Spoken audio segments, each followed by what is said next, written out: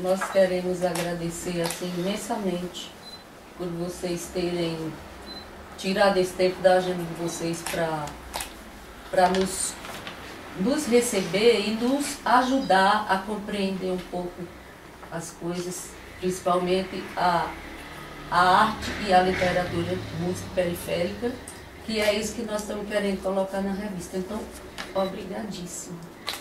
Tá? Muito obrigada mesmo.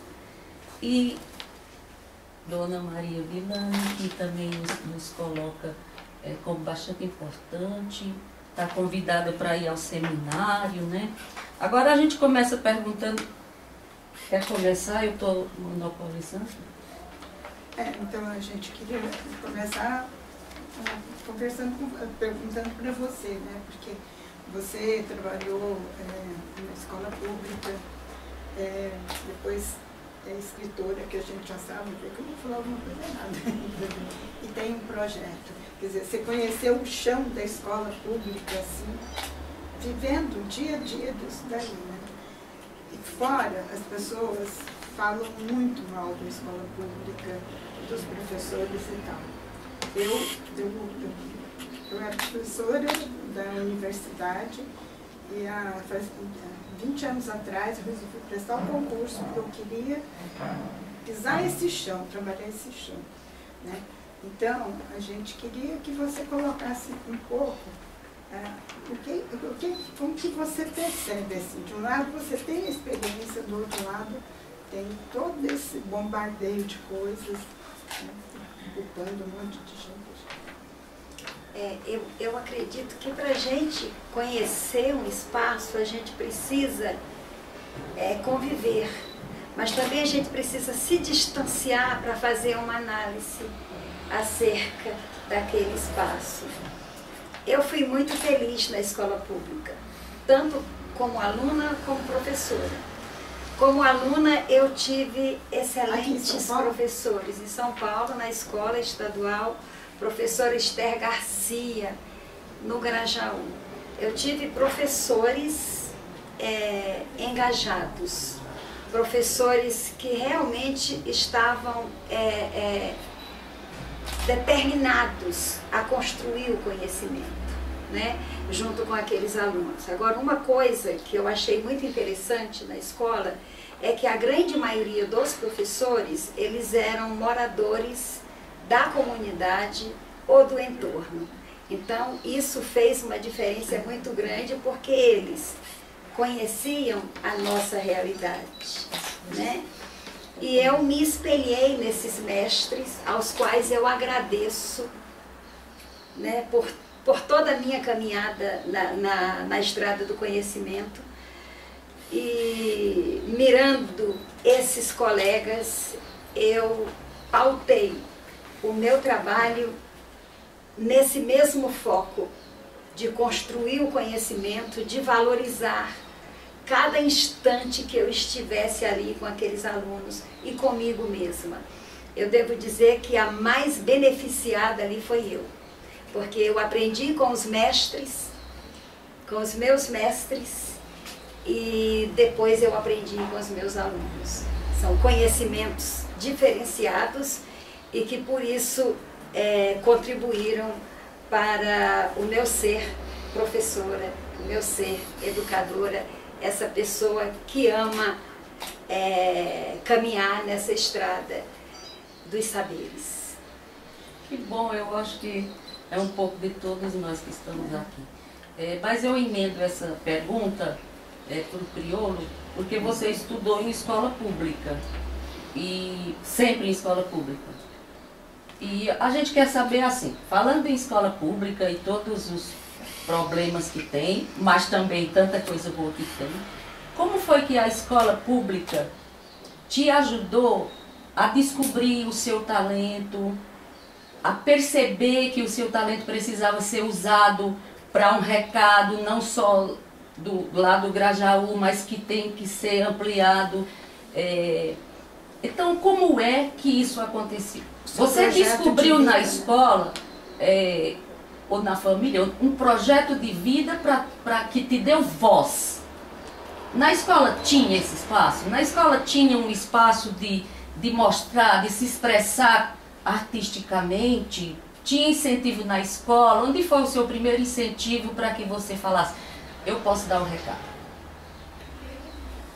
Então, eu acho que o desejo de cantar não nasceu, mas a gente não percebe.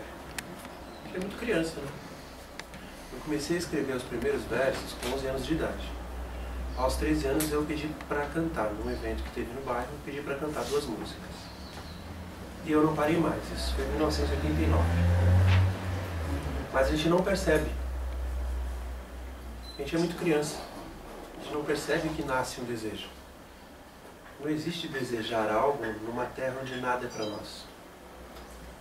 Desejo é um artigo de luxo, porque você vai ter que arcar com a frustração de um sonho não realizado. Mas, mesmo com essa frustração e você falando que não há desejo onde lugar que não oferece nada, você rompeu com isso e saiu de lá. A gente não percebe. E acho que a gente não rompe nada, na verdade, porque a gente é esse todo também. Romper no sentido de extrapolar o teu território. Não se percebe. É tudo muito natural. Não se percebe. E agora, em 2019, vão fazer 30 anos que iniciou essa história. Vou brincar com a palavra. 3 décadas. Ainda é muito jovem tudo isso. E qual foi o papel da escola nesse desenvolvimento? O que você acha que a escola contribuiu no sentido dessa construção, da sua identidade, enfim? O que a escola contribuiu nesse processo natural, digamos assim? Como você vê o papel da escola no seu desenvolvimento como pessoa, como artista? É um segundo lugar muito raro, onde você pode conviver com outros seres da sua espécie. Aqui você tem 2 lugares, a sua casa, a sua família. E aí acontece uma novidade. Você tem escola. Então esse conviver com outros da sua espécie, e por conta de estarmos recortados em salas, também nós tínhamos recorte da faixa etária, então eu estava com as pessoas da minha geração. Então eu acredito que isso faz com que você aprenda a se comunicar com pessoas que não são da sua família. E é uma coisa que acho que pouca gente percebe. Porque até então você só conversa com as pessoas da sua família. Isso falando, tentando descrever o ambiente no qual crescemos. Essa minha verdade pode não ser a verdade do meu vizinho. Né? Então é importante isso, porque é muito perigoso uma fala ter a audácia de falar pelo todo. Né? Então eu acredito que esse experimentar conversar com outros seres da minha espécie, da minha mesma idade, me ajudou de alguma forma a entender um pouco como eu era também.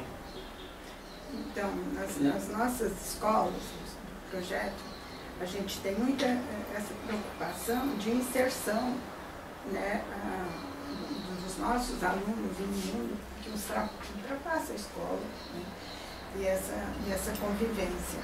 Então, eu acho legal quando você coloca isso, porque de certa forma você nos dá referências assim, de que a escola não pode ser esse mundo fechado, né? Você disse, as salas de aula, a convivência restrita naquele grupo, né? Mas, talvez se a escola tivesse aberto, te dar mais possibilidades de, né? Talvez você... Não dá para saber, porque a gente pode derrubar as paredes das salas, mas eu não sei como a gente derruba as paredes dentro da gente.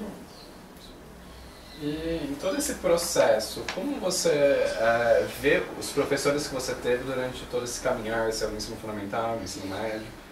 Qual é a importância que você dá ao professor durante esse espaço que todos nós, de uma certa forma, hoje passamos por ele?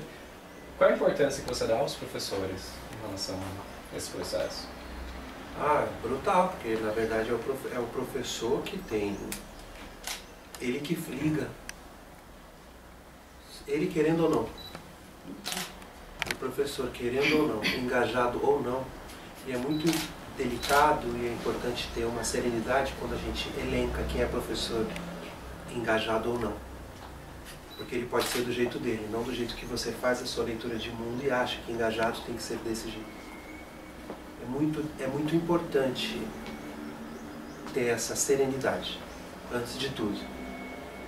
Mas o professor, querendo ou não, ele querendo ou não, ele é quem liga os sonhos ao espaço físico.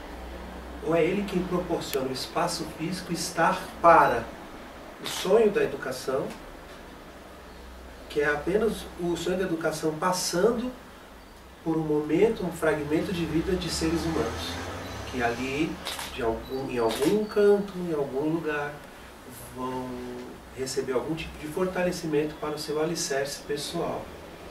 Porque essa construção de compreender a importância da escola se dá, às vezes, quando você sai da escola, ou quando você já está com certa idade e vive o ambiente de escola.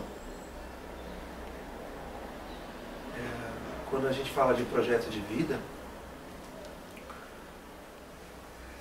é uma coisa muito forte, porque ele pode ser uma libertação, uma ferramenta para a libertação, uma ferramenta de alimento, de esperança, mas da forma como ele for colocado, e esse termo que carrega uma intenção, pode ser colocado de um outro jeito também, não verbal, para que não venha a ser mais um peso para aquela criança.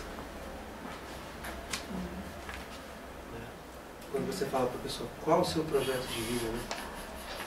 Aí a criança fala, puxa, eu vim aqui para a gente, nem sei, eu vim porque é uma norma. Porque se fosse em outra sociedade, em outro lugar, as pessoas aprendem com os avós. Ou em determinado vilarejo, ou em determinada cidade extremamente sofisticada, se aprende em casa.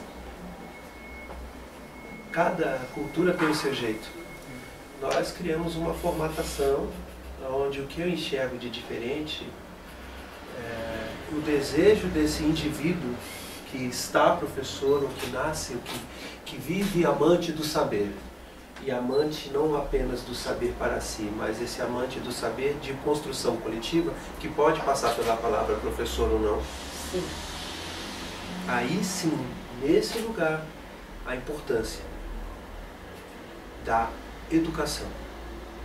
Da educação não como você tem que tomar, que talher você vai pegar, ou quando alguém de tal empresa, que tem tal cargo na empresa, ou tal lugar na sociedade, você tem que abaixar a cabeça.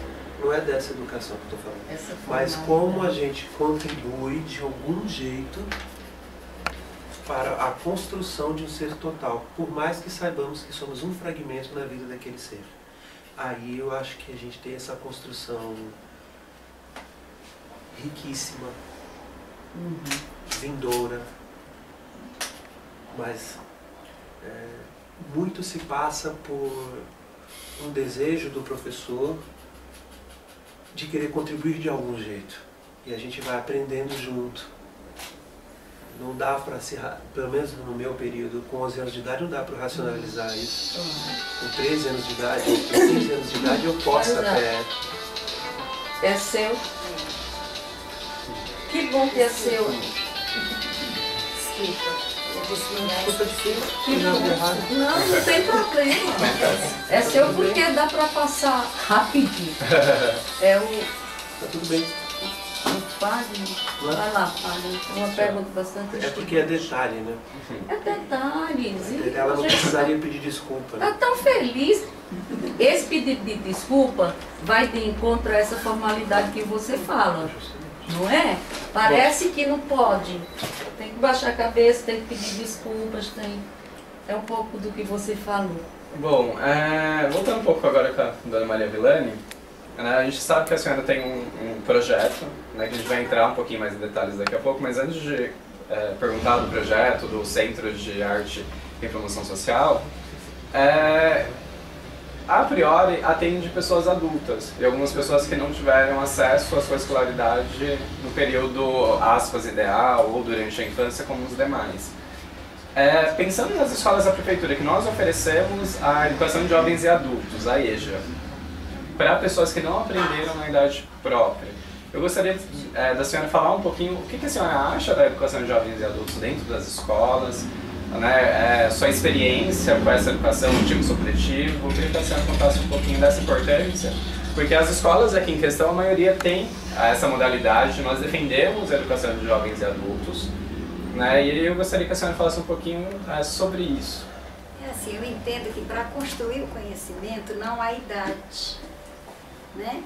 Até porque esse conhecimento que é construído lá no EJA é um conhecimento de cartilha, algo que a sociedade exige para se conviver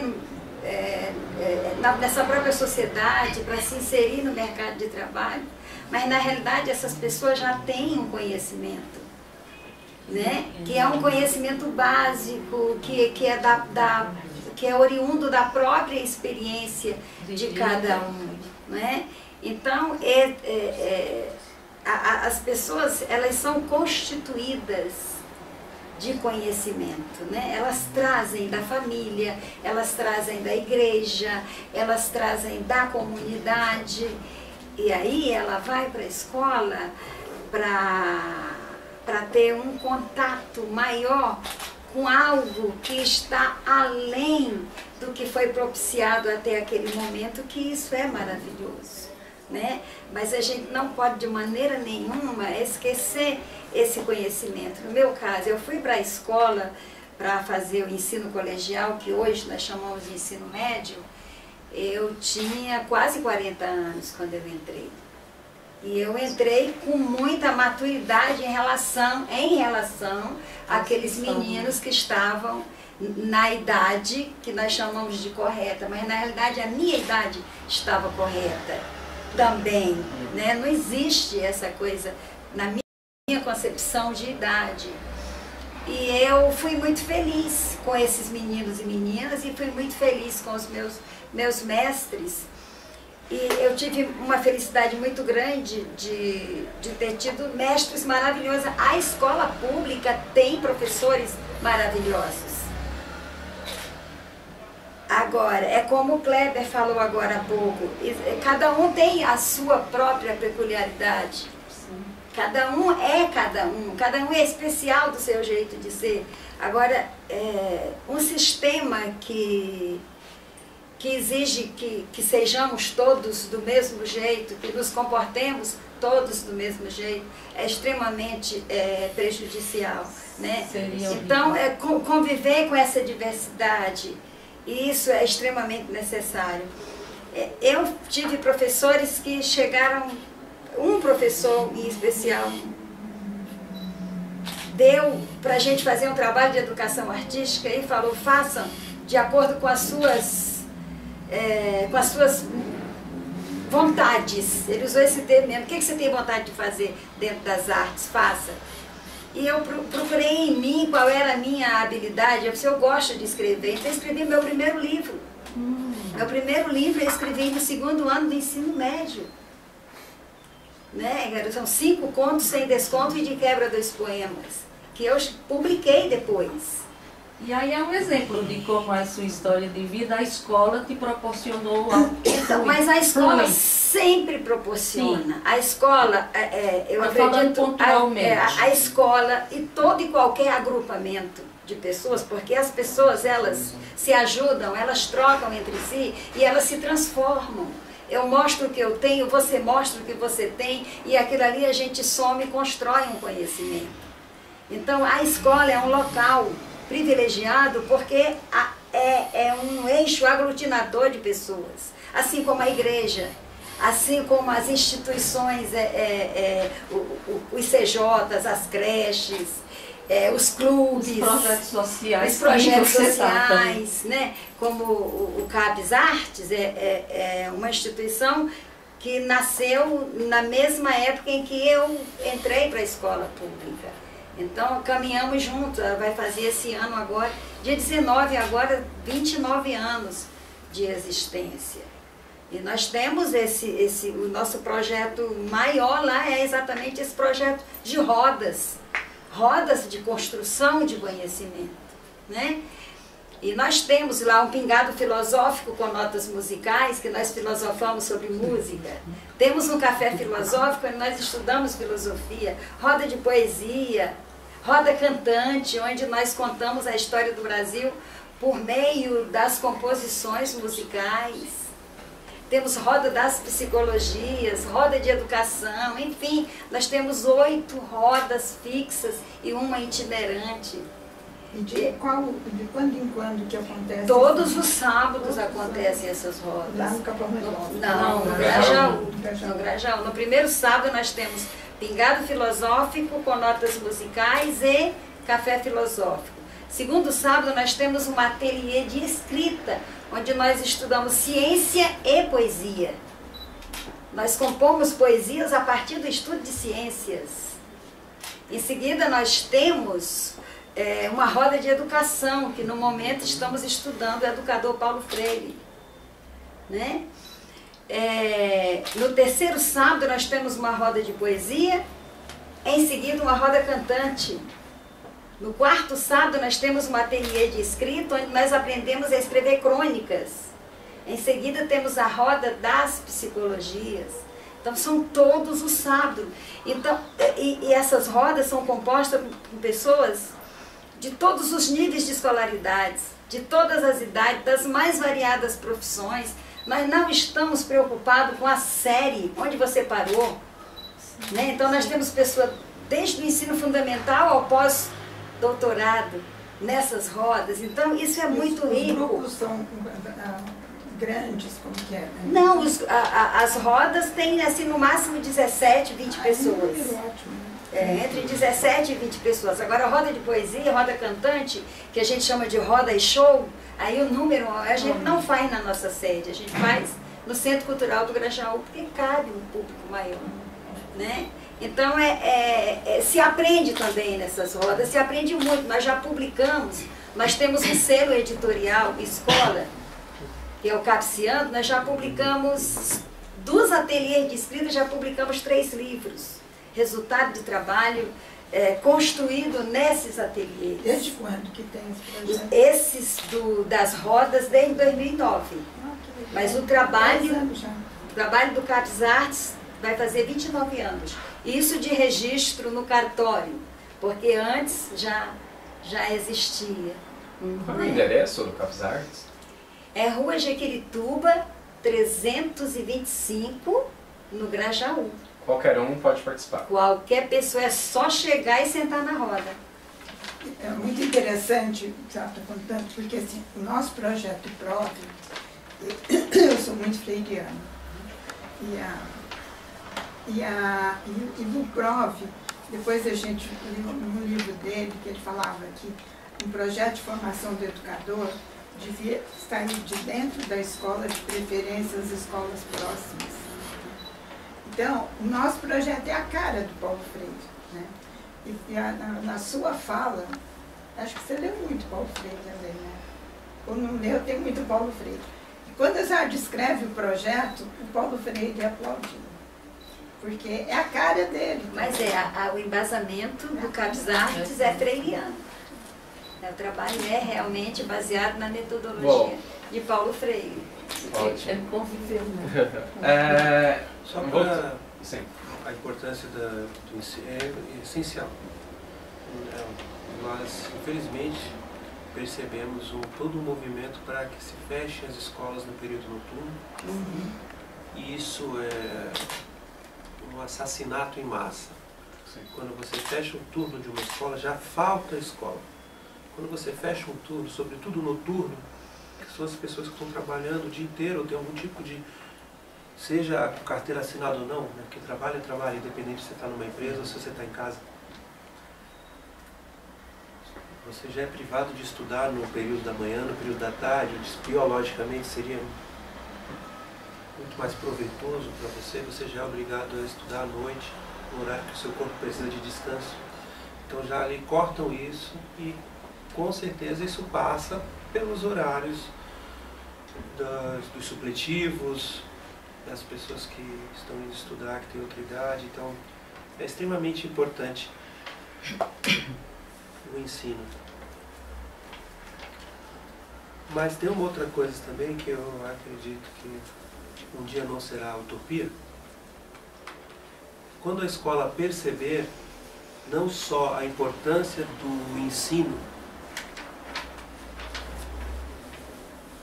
eu acho que a escola já percebeu há muito tempo. Quem pensa em educação já percebeu, mas não se movimentam para criar essa possibilidade. Não apenas o senhorzinho, a senhorinha de 60 anos, 70 anos, tendo lá aprender a escrever, tendo lá, porque no fundo é que essas pessoas tenham acesso aos códigos que a sociedade exige. O saber ler, o saber escrever, o saber fazer uma conta, o que facilita a vida, enfim, porque é o que está posto e é isso, não adianta. Mas um movimento dessas pessoas darem aula para os professores. Um momento dessas pessoas darem aula para esses alunos que ali estão. Que eu diria que nem é dar aula, é uma outra coisa. Ter uma troca de saberes, uma troca de conhecimento. Para tirar o olhar de que aquele cara é um coitado, de que aquela senhora é um coitado e que nós estamos dando uma oportunidade para ela aprender. Mas ela só está aprendendo os códigos que a sociedade exige. Porque se nós formos para outro país, você pode ter todos os doutorados, se você não souber falar a língua deles e não souber entender como é o raciocínio da matemática deles, você está no mesmo lugar. Mas quando é com a gente não admite que falem com a gente desse jeito. Então a gente pode fazer esse exercício. Porque o que acontece é entender a importância do saber adquirido com a vida dessa pessoa que tem essa idade. Eu acredito que isso já passou pela cabeça de muitas pessoas, mas quando chega em quem assina o documento, fica muito difícil, porque quando a gente valoriza o ser humano, fica muito difícil a gente oferecer um salário de miséria. E está tudo ligado à questão econômica.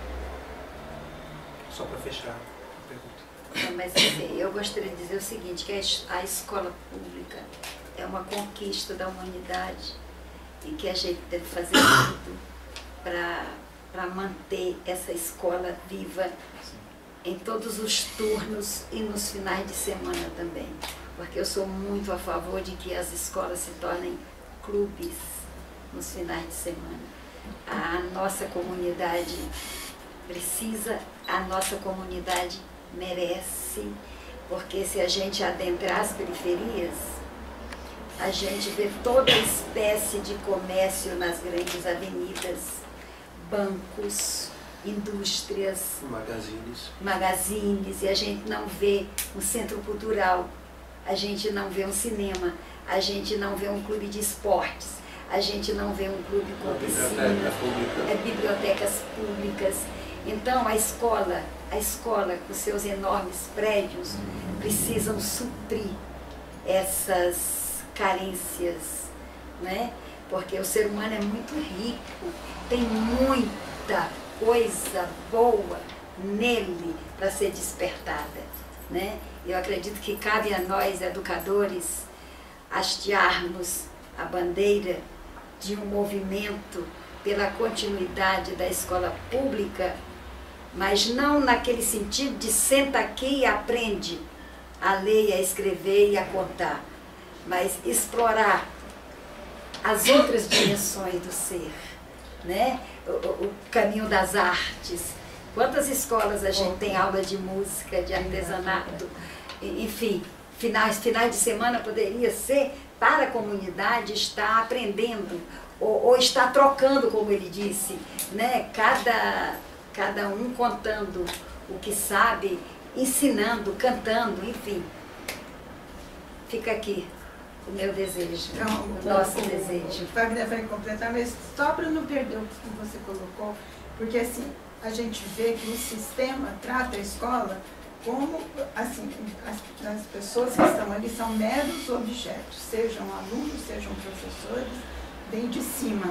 E a luta da gente lá dentro da escola, da nossa principalmente, é de resgatar que todos são sujeitos e merecem ser tratados como sujeitos, como você está como atores. Como atores, né? Todos são atores, então, porque cada um tem algo para oferecer, que se junta com algo do outro e se torna algo E maior. quando você cria essa oportunidade, você fica deslumbrado. Sim, sim. Bom, a pergunta agora é para o Criolo. Né? Na sua fala a gente conseguiu identificar essa referência que você tem em relação ao núcleo família, né? Como primeiro espaço de constituição do sujeito, de relações sociais. Né? A gente gostaria que você contasse um pouco como esse núcleo, como esse espaço, né, da família, o espaço com seu pai, com sua mãe, inclusive o CAPS Arts, como esses elementos influenciaram na sua constituição, o quanto foi importante essa relação da sua família para a constituição de sujeito que você é hoje e em relação também à obra que você executa, as obras que, enfim, as suas músicas, as suas composições, né? O quanto esses espaços te influenciaram para essa constituição? Muito. Muito. E a gente... Dizem que a criança é um papel em branco, né? Quando se pensa que você é apenas uma unidade de carbono, mas eu acredito que nós somos mais que essa matéria. Nós já carregamos saberes ancestrais. Entender quem são seus bisavós pode ajudar a entender seus saberes ancestrais. Por mais que você não acredite em alma, no espírito, ou que sua alma tenha determinalidade, você acredita que você teve um bisavô. Então não vamos falar aqui, querer criar nenhum tipo de atrito com o Krebs.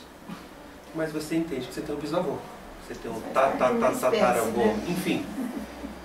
Mesmo que cada um deles seja uma unidade de carbono, uma microfração dessa unidade de carbono foi emprestada para o avô, depois o pai e o filho. Então eu acredito que exista uma construção de não só desse DNA, dessa unidade de carbono, mas uma construção de um DNA já herdado por uma pequena fração que seja de saberes construídos pela sua família. E a gente também essa página em branco para construir também existe isso, porque nesse momento, nesse recorte do tempo e espaço, essa matéria que vem do zero, por mais que tua consciência esteja conectada com o todo, você está nesse zero, nesse momento, nesse capítulo. E, então, eu acredito que essa convivência diária com meus pais me trouxe uma série de situações. Depois da minha convivência com as pessoas na escola, todos. Pouco se fala do funcionário da escola que não o professor ou o corpo de direção. Pouco se fala da pessoa que mantém o espaço limpo. Pouco se fala da pessoa que coloca a comida no prato, o lanche, naquele galpãozinho que a gente vai lá e pega o nosso lanche. Pouco se fala da pessoa da manutenção. Mas essas pessoas são as pessoas que, do modo mais simples, são as que mais também estão conversando com o aluno, porque não tem mais aquele padrão de relação aluno-professor. Ele está vivendo um outro momento. Então as conversas, elas acabam que se estendem quase que conversas parecidas, às vezes, quando você está em casa. Família, né? E essas pessoas também ajudam muito nessa construção, que não se percebe, porque ela é conta-gotas, né? Mas uma pessoa passa às vezes uma pessoa passa por escola 9 anos, né? Deixa eu completar, pegar o gancho, porque você fala dessa ancestralidade, da influência do bisavô, do pai, da mãe. Um dia você vai ser avô, mas você já está dando um recado bacana para deixar lá para o teu avô. A minha pergunta é, você tem consciência de onde a tua obra chega e como ela interfere na sua... Interfere não. Como ela faz com que as pessoas reflitam mesmo sobre algumas coisas que estão postas aí. Inclusive, numa de suas músicas, você fala... eu até falei com você quando chegou. Fazer rap não é para homens fracos. O que mais não é para homens fracos? Olha, quando eu falo aqui do meu tataravô, é porque isso é um fato. Ele existiu, mas eu não sei o rosto dele. Eu tenho que investigar. se assim eu tiver desejo, se assim eu tiver vontade, ou uma simples curiosidade, numa brincadeira alguém falar isso. Não significa que eu sei como foi a vida dele, eu não sei de seus valores, mas ao investigar, talvez eu ache alguma coisa que possa me dar resposta para como meus avós eram, meus pais são, ou um pouco do que eu sou, ou nada a ver. Então também você se tataravô de alguém que talvez não se interesse pela minha história. É importante a gente saber disso. Sim. Porque parte do outro. Eu acredito que 99% das coisas que acontecem na nossa vida parte do outro.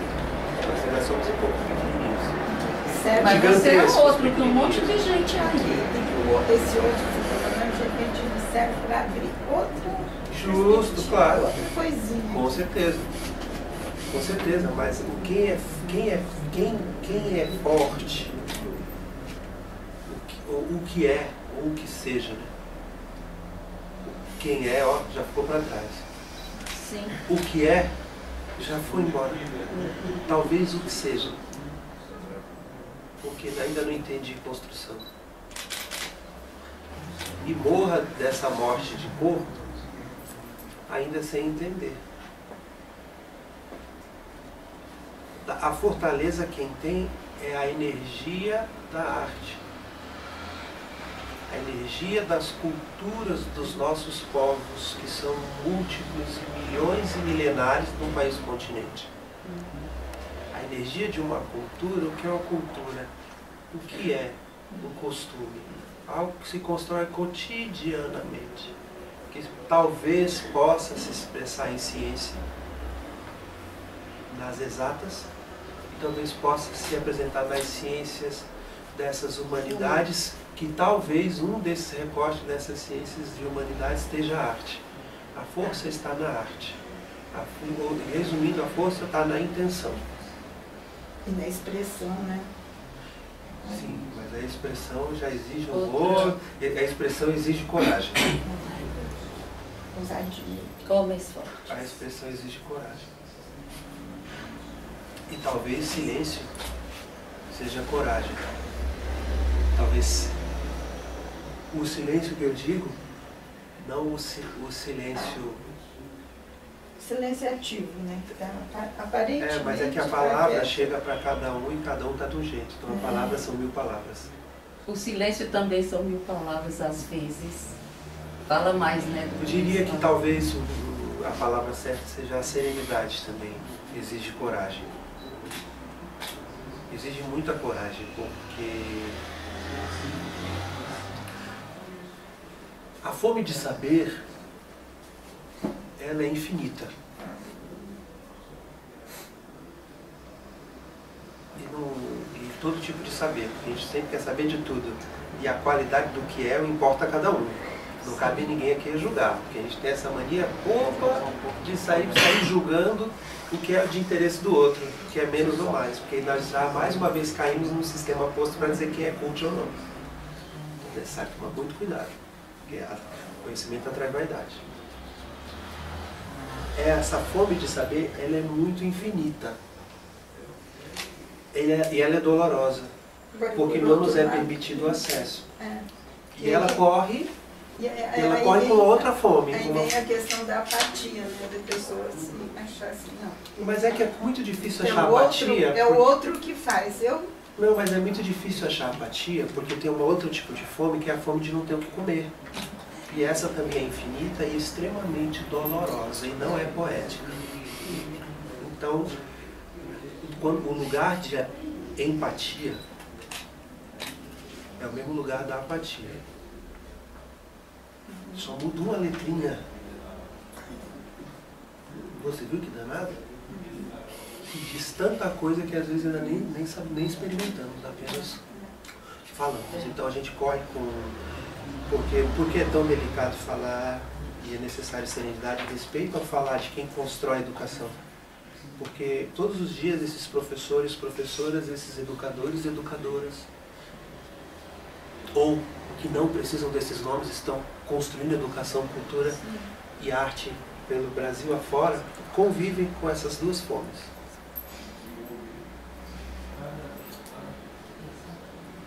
E quando você tem fome, meu filho, Não estou falando de sensação de fome. Quando você tem fome, a gente está falando de um outro planeta. E de outros códigos. E de outras necessidades. Que vão desembocar em outras construções e ações. Daí a importância absurda desse segundo oásis, que pode ser um inferno para a criança e pode ser um paraíso, que é a escola. Tudo é de como, de que carinho que nós estamos dando e que preparo que está sendo oferecido a esses professores. Quem está acolhendo os professores? Quem que assina o documento está fazendo um preparo de entender a importância dessa professora e desse professor, para que ele esteja o mais tranquilo possível para ter esse contato, porque é ele que fica o ano inteiro com o seu filho. Ele não fica um dia e depois vai passear. Se for professor primário, então, não é que ele fica tantos dias na semana e dá um tchau. Fica o dia inteiro, o ano inteiro com o seu filho. Quem está dando esse respaldo para esse professor? Então, é uma pena que você não possa ir no nosso seminário, mas a sua mãe vai. Eu acho que você vai poder sentir um pouco isso que ele está colocando, porque nos enche de muita satisfação no momento do seminário, porque parece que todo mundo está vivendo uma igualdade possível, né? Assim, então, de alegria, de confraternização, muito bonito. É bom, gostoso viver essa mensagem. Eu acho que é isso que revigora os professores das nossas... É porque o trabalho do professor ele é muito solitário, né? Então, é uma necessidade. É muito solitário, ele está sempre, ele está em sala... De sair do espaço da escola para compartilhar outras coisas juntos, sabe? Sair para... Energia para a bateria, né? Que o pessoal fala, vem encher minha pilha de energia um pouquinho. Mas tem que ser tudo isso aí, passa pelos códigos, tem que ter, é lei, tem que ter lei. Porque uma hora a pessoa cansa. Uma hora esse núcleo acaba. Cansa, é uma fração da necessidade total. E é quando se tem contato, pô, um oásis, uma alegria, que bom, não estou sozinho, tem gente legal fazendo, mas tem que ter lei, tem que ter dinheiro, as pessoas têm que ter salário bom, as pessoas têm que estar felizes, os professores e professoras têm que estar felizes, dignidade, alegria, sorriso, porque é transformação do país. Agora, o professor transforma o país. Infelizmente, quem decide a respeito das coisas são pessoas assim que parecem autômatos. Burocratas. Você sabe, não, mas eles sabem disso, porque eles mandam os filhos para os outros lugares que tem isso, sabe disso. É ficar dentro de uma teia que volta à questão econômica. Se eu entendo a sua valorização, eu sou obrigado a aumentar seu salário, porque senão eu vou passar vergonha. Se eu entendo da tua capacidade total e o quanto é importante você, enquanto cidadão, estar bem, isso vai reverberar a todos os cidadãos da minha cidade para termos uma sociedade melhor, ativa, pensante, alegre, produtiva, não dá para eu pagar esse salário de miséria. Então é melhor tratarmos todas essas pessoas do CEP e do bairro tal como animais, é assim que nos tratam, porque aí qualquer salário que jogar, estamos vivendo um estado de miséria, alguém vai se sujeitar. Mas e os seus filhos? Bom, meus filhos estão vivendo uma experiência maravilhosa, de tal escola espetacular, mas bem longe daqui, que é para a gente não se misturar. Isso aí não estou falando ficção. Não, imagina. Desculpe que eu me estendi, tá? Não, é assim, eu fico pensando no trabalho do professor, que é solitário, no sentido de que ele daria um grupo de professores numa sala de professores se cumprimentando e de repente cada um vai para o lado. E naquele que cada um vai para uma sala, já fragmentou. E aí essa necessidade de uma liga entre os educadores, para que eles se compreendam, se complementem, se ajudem mutuamente. E eu sentia muita falta disso, de roda entre os colegas. né? Eu sentia muita falta na escola, porque eu sempre fiz rodas fora da escola e eu nunca consegui fazer rodas dentro da escola. Essa é uma frustração que eu carrego do magistério, né? Eu sempre fiz rodas na comunidade e dava certo, e dá certo. E eu nunca consegui fazer na escola, porque exatamente faltava isso que ele falou, essa questão. Porque acho que para o professor e para a professora, a escola tem um sentido. Para quem rege essa coisa maior, a escola tem um outro objetivo. Para o professor é esse provocar, é esse criar, é esse ter essa delícia que é fazer parte da história de uma criança, de um adolescente na construção do saber. Isso para o educador é muito claro.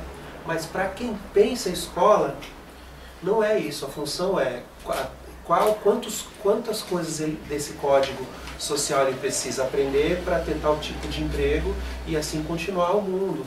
Eu acho que a revolução total da educação só passa e só terá qualidade se o professor e a professora forem ouvidos. Se o professor e a professora forem ouvidos, porque tem voz, tem fala, só que lá eles fecham os ouvidos. Nossos professores têm voz, e muito. Eu acho que essa revolução só vai acontecer se estiver nas mãos dos professores a mudança. Os professores sabem muito bem como fazer a escola tá ótima. Ficar ótima e ficar maravilhosa. Porque é muito fácil falar que os nossos professores são fracos, que os nossos professores não estão preparados. É muito fácil, mais uma vez, colocarem a culpa no nosso povo, mais uma vez. Eu acho que entra muito disso que você está falando, dessas necessidades. Acho que essa é uma coisa essa coisa da roda entre os professores, essa coisa da confraternização, essa coisa da troca até entre disciplinas, passa por essa coisa que você falou, de que o sistema tem que criar a fragmentação.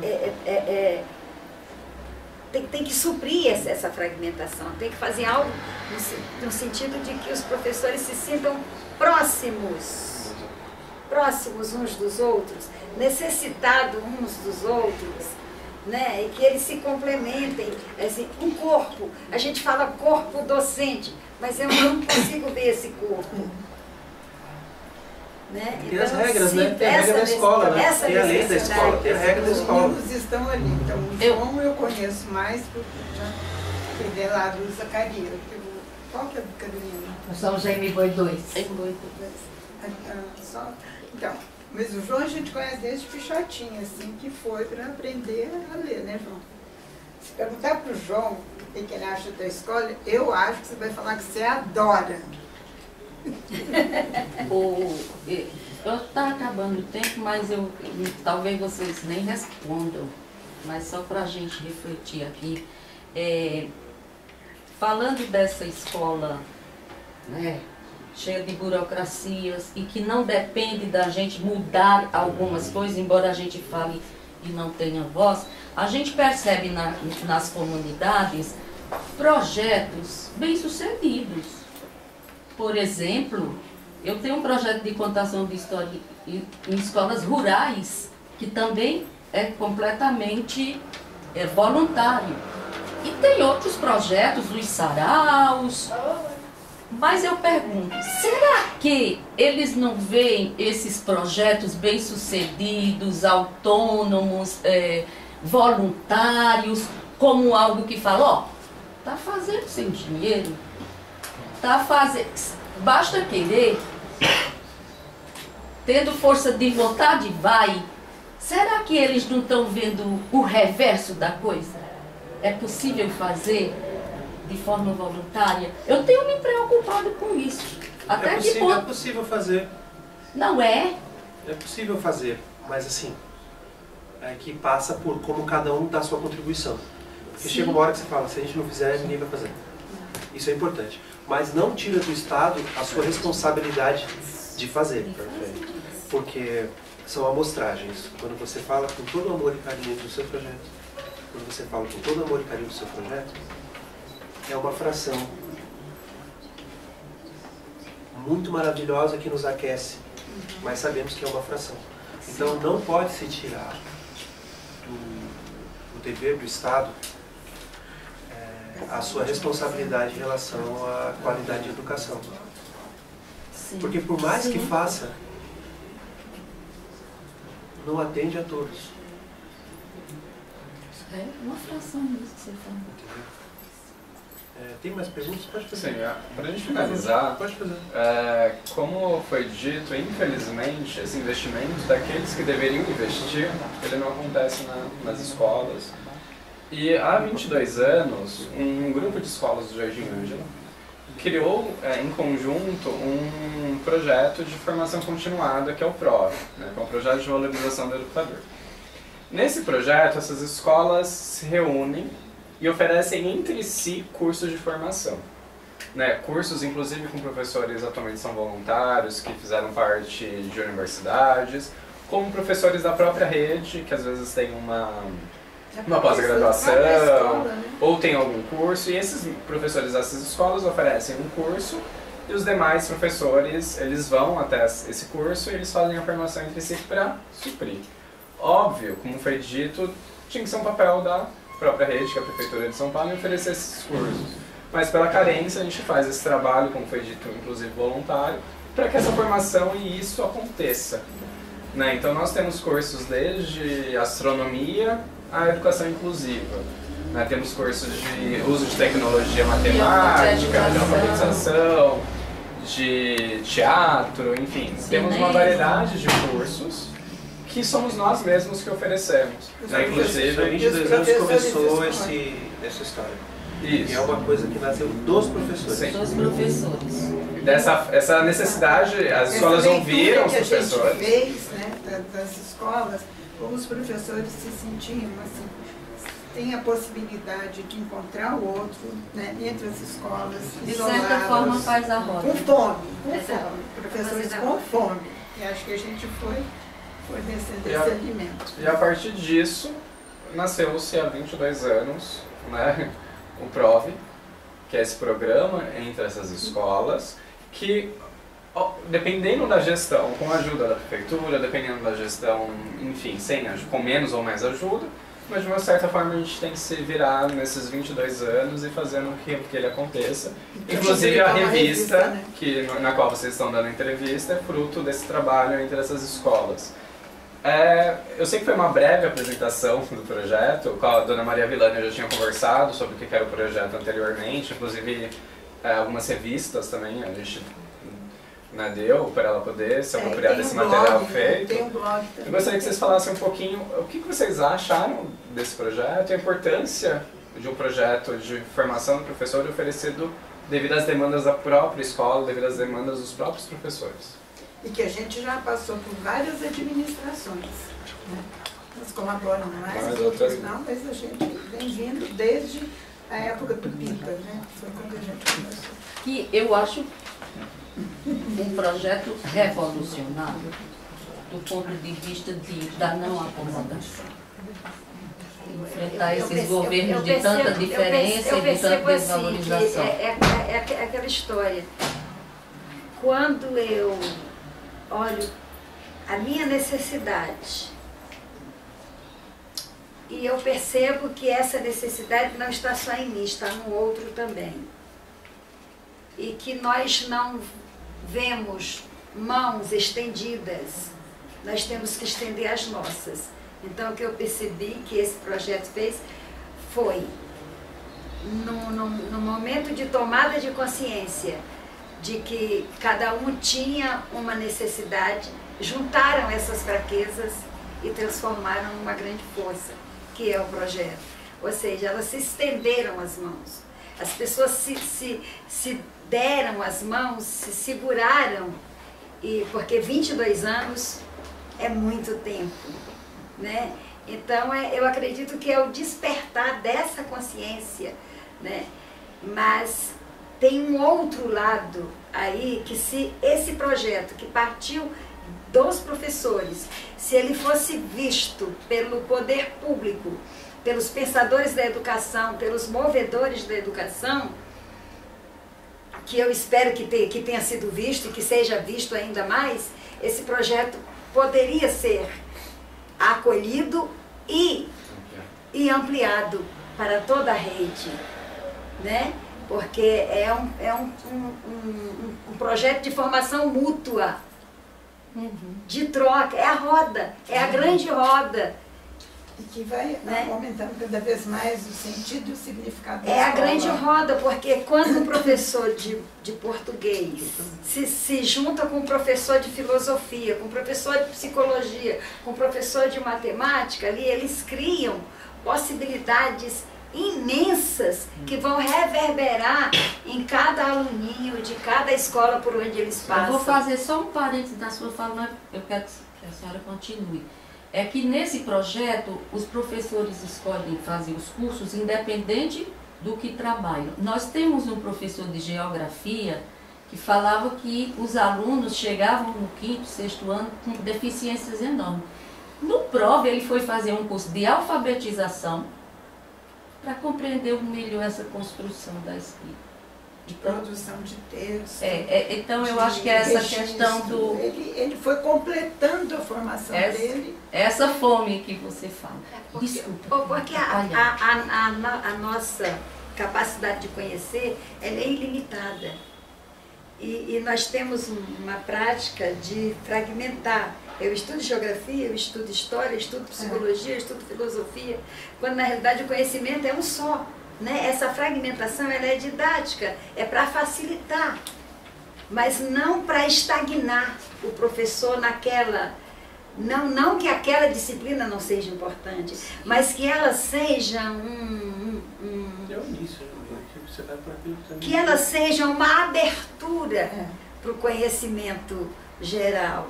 Que o Paulo Freire diria assim, que é o professor que sabe daquilo que ele precisa, da lacuna que ele tem. Então ele vai em busca. Sim, né? sim. Então, e aí ele vai se expandindo, ele não perde a referência primeira dele, mas ele vai... E a roda é o lugar... Assim, eu entendo roda quando você junta pessoas de todas as idades, das mais variadas profissões, das mais variadas formações, né? Essa troca, porque eu percebo lá nas rodas do Capes Artes essa coisa linda. Por exemplo, na aula de crônicas tem pessoas, professores, alunos das mais variadas disciplinas, e isso ajuda naquela construção da crônica. Quando a gente tem um ateliê de ciência e poesia, que as pessoas têm uma facilidade tremenda de criar poesia, e quando a gente dá aquela base científica, e eles estavam acostumados a caminhar só pela literatura, e de repente chega uma bióloga e traz algo diferenciado, e as poesias se transformam.